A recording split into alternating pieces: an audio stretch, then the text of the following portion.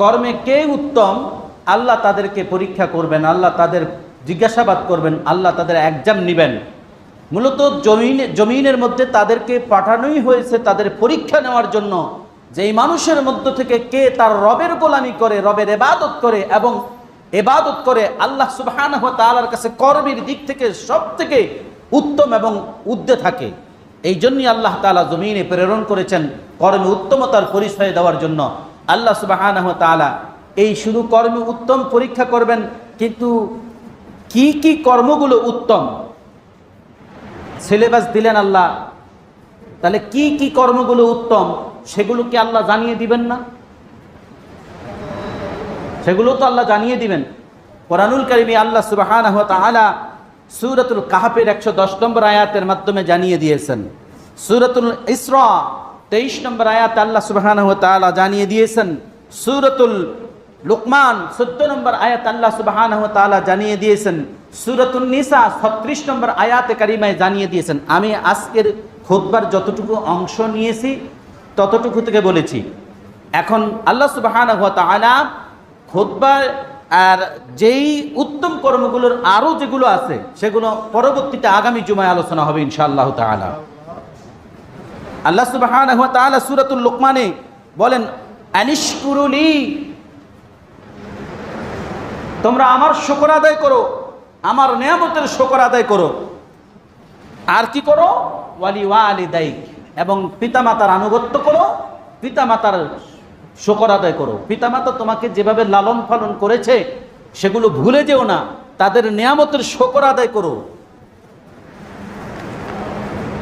সেজন্য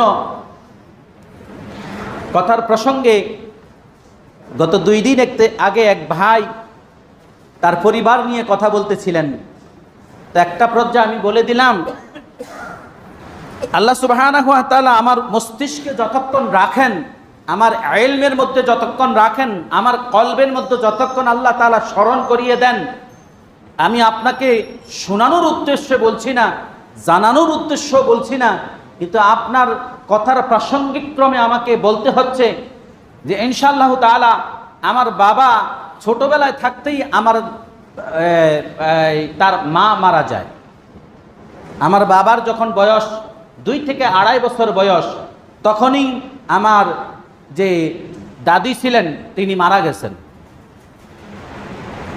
তারপর আমার দাদা সেকেন্ড আমার দাদি নিয়ে আসলেন, সেখানে আমার বাবা বড় হলেন, আমার বড় ফুফু বড় হলেন, কিন্তু আমি তো আমার বাবাই তো আমার দাদিকে চিনে নাই। 2.5 বছর বয়সের একটা বাচ্চা তার মাকে কিভাবে চিনবে? হ্যাঁ, কিন্তু আমার জায়গা থেকে আমি দোয়া করি যে আমার দাদিকে, তা আমার দাদি বললে কে? তো তিনি আমার বাবাই তো আমার দাদি তার মাকে চিনতে পারেন না ভালোভাবে, কিন্তু আমি দেখেছি কখনো? কিন্তু আল্লাহ সুবহানাহু ওয়া তাআলা আমাকে যে কোরআনিক জ্ঞান দিয়েছেন, রব্বানা গফিরলি ওয়া লিওয়ালিদাইয়া ওয়া লিল মুমিনিনা ইয়াওমা ইয়াকুমুল হিসাব, এই দোয়ার মাধ্যমে আমার বংশের যতজন কবরে গেছে বা জীবিত আছে সকলের কাছে আমার রব যতক্ষণ পর্যন্ত আমার এই দোয়া কবুল করবেন ততক্ষণ পর্যন্ত তাদের আমল নামায় একটা সাদাকা পৌঁছে যাবে। তারপর জানাজার সালাতে আপনারা পড়েন, আল্লাহুম্মা গফির লি হাইয়িনা, হে আল্লাহ আমাদেরকে ক্ষমা করো, আমাদের মধ্যে যারা জীবিত আছে, ওয়া মাইয়িতিনা, আমাদের মধ্যে যারা মৃত হয়ে গেছে। এখন আপনার দাদা দাদি, নানা নানি, ফুফা ফুফি, খালা খালি বাদ আছে? আছে কিনা? এখন আপনারা বলবেন, আমি যখন আপনাদেরকে নিয়ে এই জুম্মার সালাত শেষে আমি দোয়া করি আল্লাহুম্মা গফির লি হাইয়িনা ওয়া মাইয়িতিনা, এখন বলেন মাইয়িতিনা আমি জমা বহু বছর উচ্চারণ করেছি, আমি কি আপনাদেরকে বাদ দিয়ে বলেছি না আপনাদেরকে সাথে নিয়ে বলেছি? আরবি ব্যাকরণ যারা বুঝেন, আপনাদেরকে সাথে নিয়ে বলেছি না আপনাদেরকে বাদ দিয়ে? যদি সাথে নিয়ে বলে থাকি, মাইয়িতিনা যখন বলছি আপনার মৃত পিতা মাতা, দাদা দাদি, নানা নানি, খালা খালু, ফুফা ফুফি, আপনার যতজনের কথা স্মরণে আছে, যতজনের কথা স্মরণে নাই, আমি বলছি না, দোয়ার মধ্যে আসছে ওয়া মাইয়িতিনা ওয়া গায়িবিনা, যারা আমাদের মধ্য থেকে অদৃশ্য, যাদের কথা আমাদের কি নাই, স্মরণ নাই। ওয়া সগীরিনা, আমাদের মধ্যে যারা ছোট, ওয়া কাবীরিনা, আমাদের মধ্যে যারা বড়। ওয়াদাকারিনা, যাদের কথা আমাদের স্মরণ আছে, ওয়া উনসানা, আমাদের মধ্যে যে সকল পুরুষ, এখানে জাকার অর্থ স্মরণ করা না, এখানে যিকরুন শব্দের অর্থ হলো পুরুষ। ওয়া উনসানা, উনসা হলো নারী, আমাদের মধ্যে যারা নারী রয়েছে তাদেরকে তুমি মাফ করে দাও। হ্যাঁ, কিন্তু আমরা যখন দোয়া করি তখন আমাদের দোয়ার মধ্যে মুসল্লিরা শামিল থাকে, কিন্তু মুসল্লিরা মসজিদ থেকে বের হয়ে কয় কি, হুজুর তো আমার লাই দোয়া করলো না।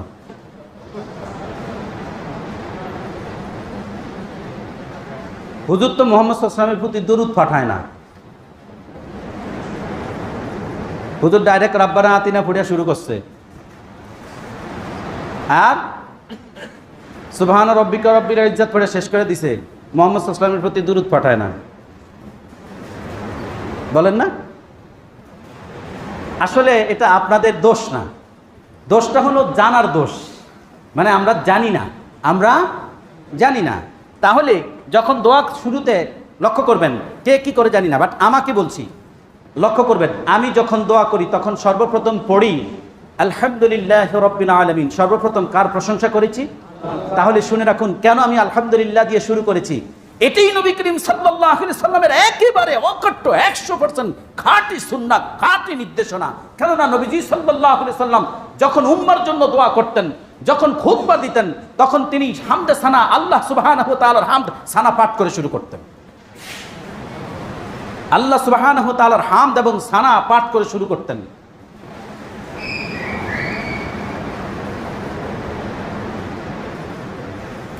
কেননা আমি রাসূল সাল্লাল্লাহু আলাইহি সাল্লামের খুতবাগুলো একটা মুসনাদ গ্রন্থের মধ্যে আমি পেয়েছি, রাসূল সাল্লাল্লাহু আলাইহি সাল্লামের খুতবা। সেখানে আমি যতগুলো খুতবার প্রথম অংশ পেয়েছি, ততগুলোর মধ্যে পেলাম আল্লাহ সুবহানাহু ওয়া তাআলার হাবিব সাল্লাল্লাহু আলাইহি সাল্লাম সর্বপ্রথম তিনি হামদ এবং সানা পাঠ করার পরে তিনি তার আলোচ্য বিষয় আলোচনা করতেন, যেটা আমরা এখানে বসেই পড়ি, আলহামদুলিল্লাহি রাব্বিল আলামিন, ইন্নাল হামদালিল্লাহি নাহমাদুহু ওয়া নাস্তাঈনুহু ওয়া নাস্তাগফিরুহু ওয়া নাউযু বিল্লাহ। এই হামদ সানা, ইন্নাল হামদ সমস্ত প্রশংসা কার? নাহমাদুহু আমি প্রশংসা করছি কার? ওয়া নাস্তাঈনুহু সাহায্য চাচ্ছি কার? এইভাবে তখন আমরা মুমিনদের জন্য অপরাপর তাদের জন্য দোয়া করে হামদ সানা পড়ে তারপর আমরা আমাদের আলোচনা এবার আরবিতে বলেন বা বাংলায় শুরু করি। এবার আসুন মুনাজাতের মধ্যে যখন আমরা পড়ি আলহামদুলিল্লাহি রাব্বিল আলামিন ওয়াল আকিবাতু লিল মুত্তাকিন। মুত্তাকি যারা, পরহেজগার যারা, তারা বাদ গেছে না আছে? দোয়ার মধ্যে আছে না বাদ গেছে? আপনি যদি মুত্তাকি না হন সেটা আপনার ব্যাপার, আমি তো আপনাকে মুত্তাকি বানাতে পারবো না। পারবো না? আপনি যদি দোয়ার মধ্য থেকে মুত্তাকির বাহিরে থাকেন, সেটাখানে যদি আমি আপনার জোর জবরদস্তিও করি লাভ নাই, কারণ জালেম কখনো কি নাই মুত্তাকি হবে না, জালেম কখনো মুত্তাকি হবে না। ওয়াল আকিবাতু লিল মুত্তাকিন। এবার পড়ি ওয়াসসালাতু ওয়াসসালামু রহমত বরকত। সালাত এখানে কিন্তু আমরা বলি নামাজ, নবীজি সাল্লাল্লাহু আলাইহি সাল্লামের জন্য যখন হবে এই সালাত হয়ে যাবে দুরুদ, এই সালাত হয়ে যাবে কি? রহমত, দুরুদ হয়ে যাবে নবীজির প্রতি। ফেরেশতাদের পক্ষ থেকে যখন আল্লাহর বান্দাদের জন্য সালাত এবং সালাম হবে তখন হয়ে যাবে মাগফিরাত। আল্লাহর পক্ষ থেকে যখন বান্দাদের উপর সালাত হবে তখন আল্লাহর পক্ষ থেকে বান্দাদের উপর হয়ে যাবে রহমত, তখন বান্দাদের উপর হয়ে যাবে রহমত। আল্লাহর নির্দেশে সেজদা দিয়ে রুকু করে গোলামি করবে, সেটা হয়ে যাবে তার রবের জন্য বান্দার পক্ষ থেকে সালাত, নামাজ। সালাতের 5টা অর্থ ভাগ আছে, ফেরেশতাদের পক্ষ থেকে যেটা সেটা হয়ে যায় মাগফিরাত, আল্লাহর পক্ষ থেকে বান্দাদের উপর যেটা সেটা হয়ে যাবে রহমত, আর মুহাম্মদ সাল্লাল্লাহু আলাইহি সাল্লামের জন্য যে সালাত পাঠাই সেটা হবে দুরুদ, আর বান্দা যেটা গোলামি করার মাধ্যমে আল্লাহ সুবহানাহু ওয়া তাআলার প্রতি আদায় করে সেজদা দিয়ে সেটা হয়ে যাবে নামাজ। পরস্পরের প্রতি যে সালাত হবে সেটা হয়ে যাবে দোয়া। কিভাবে? আল্লাহুম্মা সাল্লি আলাইকা, আল্লাহুম্মা সাল্লি আলাইকা।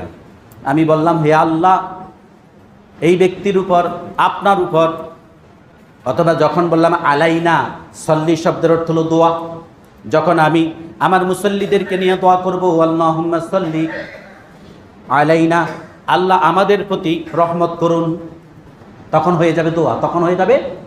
অতএব সলাতের 5টি অর্থ। কয়টি অর্থ? সলাতের কয়টি অর্থ? 5টি অর্থ বলে দিলাম। এই জন্য যখন আমরা বলি ওয়াসসালাতু ওয়াসসালামু আলা নাবিয়িনা, নবীকে, নাবিয়িনা আমাদের নবীকে, যখন আমরা সালাতের মধ্যে পড়ি ওয়াসসালাতু ওয়াসসালামু আলা নাবিয়িনা মুহাম্মাদিন, আমাদের নবী মুহাম্মদ সাল্লাল্লাহু আলাইহি সাল্লামের প্রতি সালাত এবং সালাম, দুরূদ হয়েছে না হয় নাই? এই জন্য দোয়ার শুরুতে আপনি অবশ্যই দুরূদ পড়ে দোয়া করবেন। সেই দুরূদ আসমানের মালিক কবুল করবেন, না হলে আসমানের নিচে সেটা ঝুলন্ত থাকবে। দুরূদ ব্যতীত, মুহাম্মদ সাল্লাল্লাহু আলাইহি সাল্লামের প্রতি রহমত এবং দুরূদ ব্যতীত আপনার দোয়া কবুল করা হয় না। এরপর সর্বশেষ আল্লাহ কোরআনুল কারীমের সূরাতের সফফাতের সর্বশেষ আয়াতে আমাদেরকে শিখিয়ে দিয়েছেন সুবহানাক, সুবহানাকা, সুবহান রাব্বিকা রাব্বিল ইজ্জাতি আম্মা ইয়াসিফুন ওয়া সালামুন আলাল মুরসালিন। মুরসালিন রাসূলরা, আমার নবী বাদ আছে না? এর সাথে আছে ওয়া সালামুন আলাল মুরসালিন ওয়ালহামদুলিল্লাহি রাব্বিল আলামিন। শুরু করলাম আলহামদুলিল্লাহি রাব্বিল আলামিন, শেষও করলাম আল্লাহর প্রশংসা দিয়ে ওয়ালহামদুলিল্লাহি রাব্বিল আলামিন। এর সবগুলোই হলো আমালান সালেহা, সৎকর্ম।